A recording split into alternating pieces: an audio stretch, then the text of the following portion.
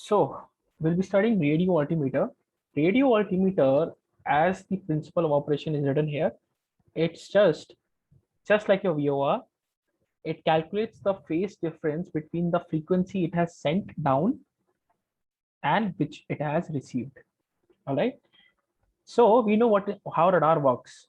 It sends out, radar is a simple antenna. It sends out one signal and it receives the same signal. We're talking about the primary one, okay? Just talking about the primary radar one.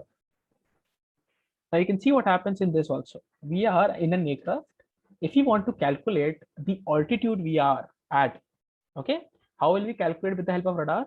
By sending out the signals down. Now, just tell me by this figure, does the aircraft have one single radar that is receiving and transmitting, or does the aircraft have two different radars? One is receiving or one is receiving, or one is transmitting and other is receiving. What do you think? That's single. Okay, Sarthak says single, Chinmay says two. What about others?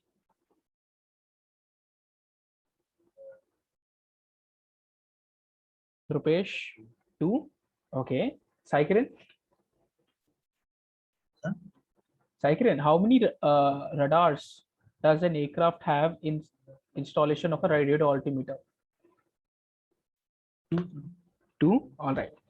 Okay, so we'll discuss that, of course. And on the left side, you can see the pilot's instrument in which you will see the altimeter or radar altitude. Okay. Now remember, I'm telling you right now also, this is very important, and you can see this is the needle works on this principle, and we'll discuss the same. What is this? Decision height. We already discussed decision height, but we'll discuss how to use that. Sure. You can see this is how the radio altimeter works. This is an aircraft. Okay, the perspective of the pilot here. Okay, this is the down. Okay, if you have a camera which is facing down, and this is the altitude you can see here. Okay, on this table you'll see the altitude. This is the graph that the radio altimeter is making. Okay, and that is how the radio altimeter functions. See how fast and quickly it is anticipating.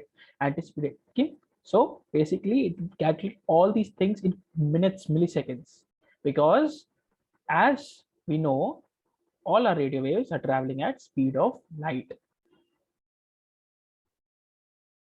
Okay, the anticipate time is very good.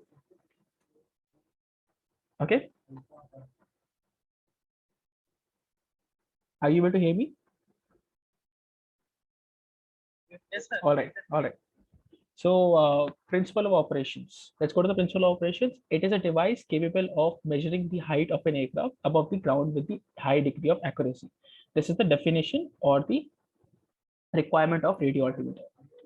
The instrument uses primary radio principles, as I told you in the starting. This is what is important. It transmits a frequency modulated continuous wave. What does it transfer? Frequency modulated continuous wave. That means it does not have any point at which it stops. It keeps on monitoring every millisecond to give you accurate results. Early radio altimeters determined altitude by measuring the time between the transmission of radio signal from the aircraft and reception of the reflected signal. This was the basic radar. Okay, this is the early radar, where simply the aircraft's radar used to give the signal down, and it used to come back to the aircraft sensors. It used to calculate the time it spent, and it used to convert that into distance. But in the modern systems, we have other means. For example, measurement of the change of phase between the transmitted and reflected signal. That is the FMCW. Okay, so there are two types of altimeter, radio altimeters here, basic radar and the FMCW. And we will discuss the FMCW one because we will realize how better it is. So frequency modulated is simple. If I have an aircraft here, okay, the aircraft sends out the signal, waits for it, and it receives it. Now you need to understand one thing very, very carefully, that the aircraft is moving in this direction. Okay, when the aircraft transmits, it quickly moves forward. Okay, if the aircraft moves forward, then you cannot expect the same radar which was present here to receive that signal. Okay, so there are two installations of different radars. One is a transmitter, the second is a receiver. Because the aircraft keeps moving forward, how is the aircraft going to anticipate that same thing? It can't, right? So it has to have two. Since the signal takes some time to reach the ground and return, the frequency of the received signal is slightly delayed related to the signal being sent out at that instant. The difference in these two frequencies can be extracted in a frequency mixer. And because the difference in the two signals is due to the delay reaching the ground and back, the resulting output frequency encodes the altitude. Okay. Same principle as VOR, I'll explain you. Suppose that when we sent the signal, the wave was like this. Okay. The signal which came out back was like this. Now you see the difference. Okay. This was out, this was in. Okay. This one is starting at 0 degrees. This one is starting at 0, 9 or 0 degrees. Or let's say 9 degrees, 90 degrees. So there is a phase difference of 90. 90 is the phase difference. That is the circuits or the radio wave. But that radio wave transfers its signal onto that instrument, which shows us a radar altimeter, radio altimeter. That is depicted on the pointer. Okay. So that phase difference on the pointer is detected with the altitude. That is how it functions. Okay. These are the two different waves. You can see if I overlap them, there's a slight phase difference between them. Okay. Two different modulated frequencies. One is sent out and the other is received. There's a slight modulation. There is a slight phase difference between those two. And that is how we depict it. In the VOR, what was that? The phase difference was converted into the bearing. Here, the phase difference converted into altitude. That's the same basic difference. Okay, you can see here there are two different antennas. Okay, one is the transmitter, the second is the receiver. All right, the radio altimeter determines the time taken for the radio wave to travel from the aircraft to the ground directly beneath the aircraft. During the time, the transmitted frequency changes at a known rate from its start level to plus 60 megahertz back to complete a cycle. Now, this is the part where you should concentrate. What I'm about to tell you is very important. Okay. Suppose there are two aircrafts. Oh no, there's one aircraft, two positions. Position number one is here. The position number two is here. I'll draw two aircrafts for you. Okay. The same aircraft when it's moving forward. Understand this. When I'm sending out a ray, okay, right? Oh, so sorry. When I'm sending out a ray, okay, this is the point. This is the first point. This is the second point. Why? Because the aircraft is moving in this direction. Okay. So when I'm sending out a ray, this part of the aircraft will receive it. We understand that. But as we know, this is transmission in milliseconds, microseconds. Okay. It's keep on transmitting. What happens is in a cycle, in a complete one cycle, we have changes in plus 60 megahertz of the frequency. Why do we do that? Because we need to distinguish between the signals we are receiving. Okay?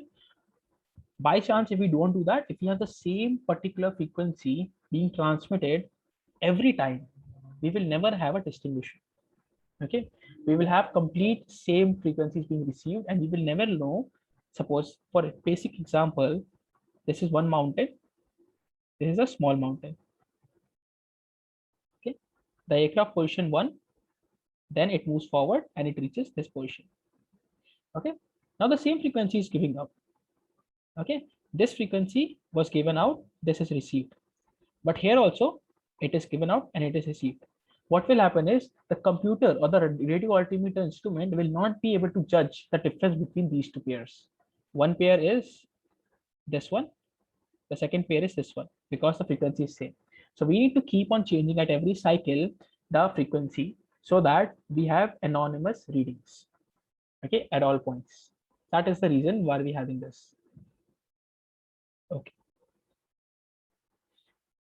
It is only continuous radar with no minimum range exception. Why we do not have minimum range? because the pulse width is so small and there is no stopping. There is no restoration time in this. It keeps on going, keeps on coming back. Just a change in cycle. That's it. Its accuracy is plus minus 5 feet. That's it. Plus minus 5 feet and indicated height. That is the accuracy. You might have remember the accuracy in your servo altimeters. Remember altimeters chapter?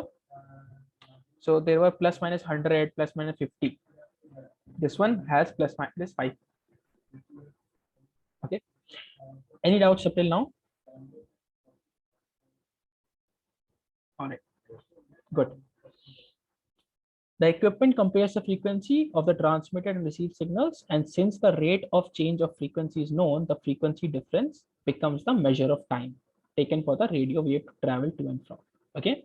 So as I told you, there's a link between the phase difference. The phase difference which we get is converted into the time. Now why? Okay, if we know the time because of the phase difference, then we can display it in the matter of distance or the altitude. Okay, vertical distance here is what? The altitude. So vertical distance becomes my altitude. What I need is time because I have already my speed. Speed everyone knows, 3 into 10 power 8. Distance is what we have to calculate. Time we get it from here. So time we get from here. So we get the distance. That is how this works. Okay, as I told you, there's a link. This is the link which I was about to tell you. Aircraft height can be determined. Difference in frequency is equal to change of frequency into time taken. Okay, in other words, the difference in frequency is what? The phase. The phase can be calculated is equal to rate of change of frequency into the time taken.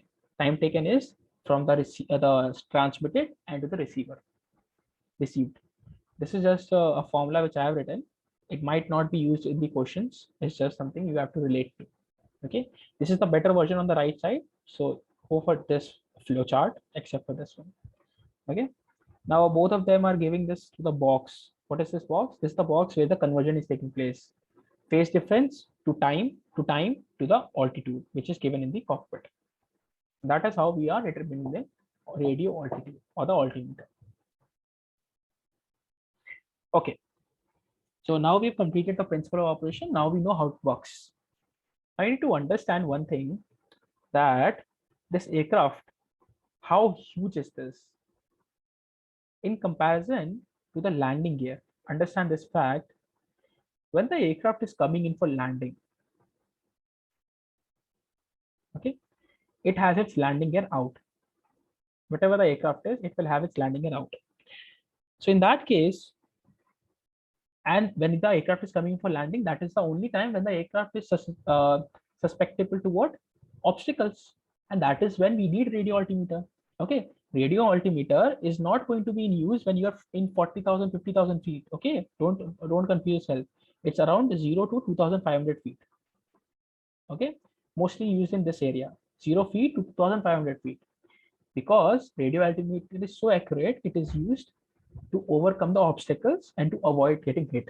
So this will only be used when you're taking off or you're landing, when you're really close to the ground. Now comes the question. Okay, the landing gears, as you can see, are equal to the size of human beings here. So overall, when the aircraft is, let's say, this is my runway, and the aircraft is far away, it is, let's say, 2,000 feet. The landing gear is still not out. It's not extended. The landing gear is not extended.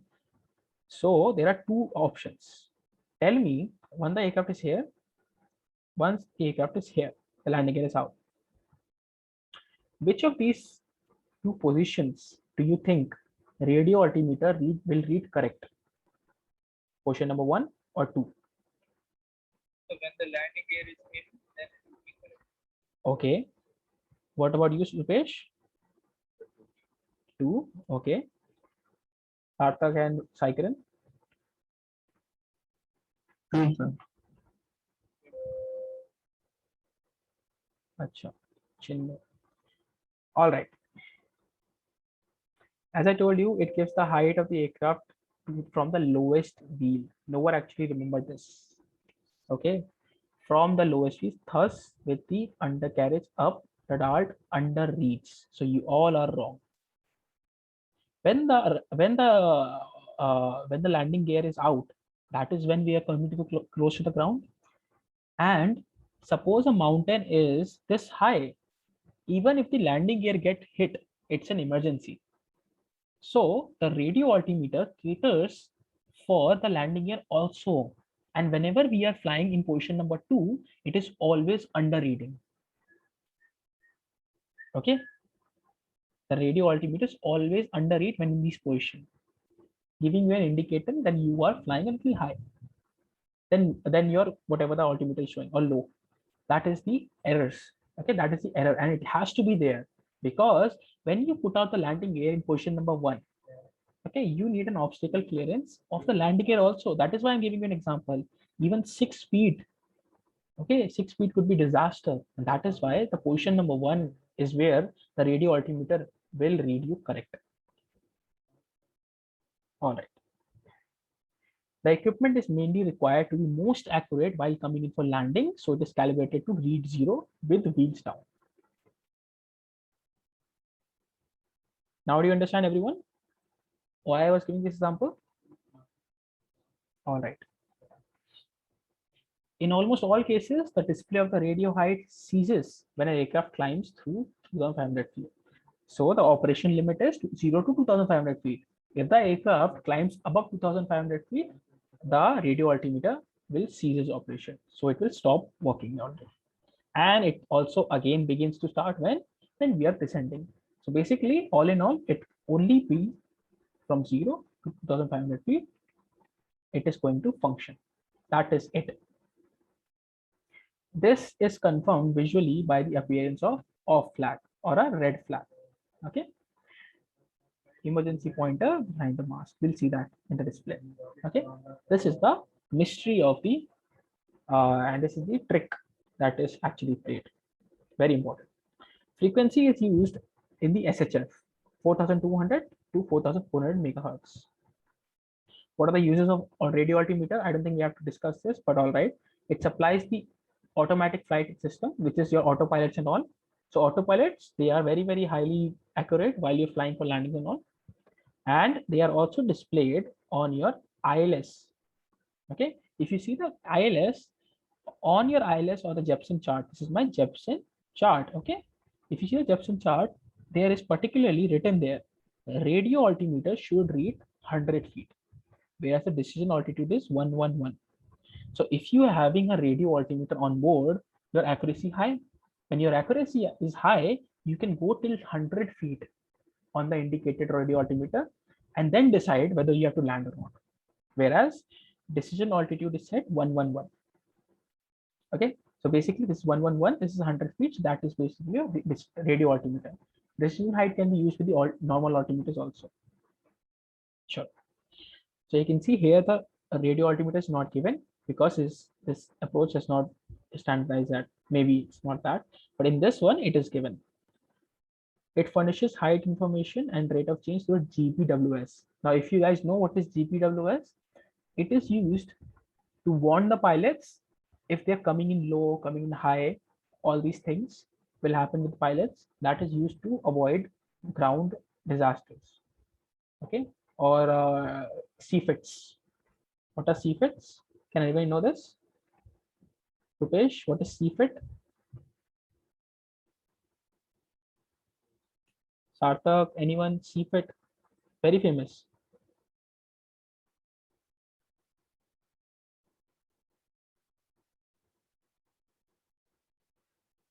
It's basically controlled flight into the terrain.